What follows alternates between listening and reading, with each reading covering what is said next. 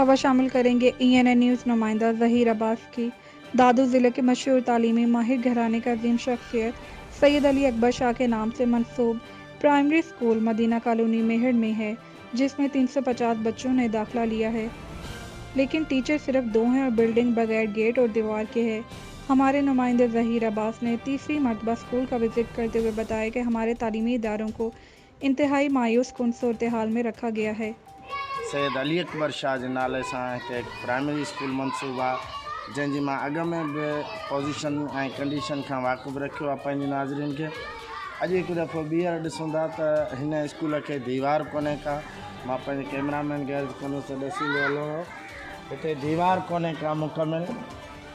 ऐं ही स्कूल जेको ही ड्रेनेज सिस्टम आहे, नाली इन नालियुनि जो पानी ऑटोमेटिक इन नालियुनि जो पानी स्कूल तरफ वधी रहियो आहे।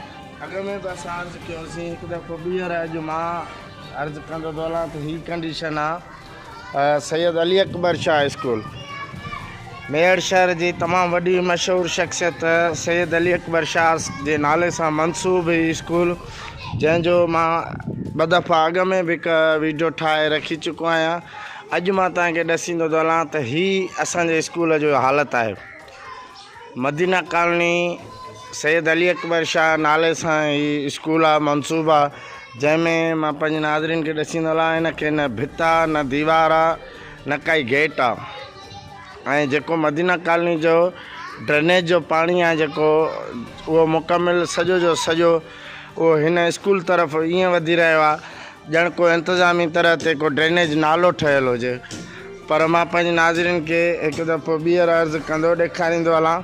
हाणे मां ही पाणीअ मां विच पाणी मां वञा थो पियो ऐं तव्हांखे ॾसण जी कोशिशि कई आहे मूं त हीअ हाणे अॼु सूमर जो ॾींहुं आहे। मां हुकूमत सिंध ऐं तालीम खाते वज़ीर सैयद सरदार शाह खे अर्ज़ु थो कयां त हीअ साईं जे नाले सां हिकु सैयद जे नाले सां स्कूल आहे, सैयद अली अकबर शाह जे नाले सां, जंहिंजी मजमूई सूरत हाल इहा त अॼु सूमर ॾियारे कोई शागिर्द न आयो आहे, उस्ताद हिते बीठा आहिनि।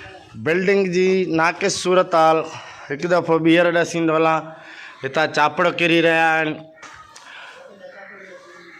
ही चापड़ किरिया आहिनि ॿारनि जे मथां, उस्तादनि जे मथां।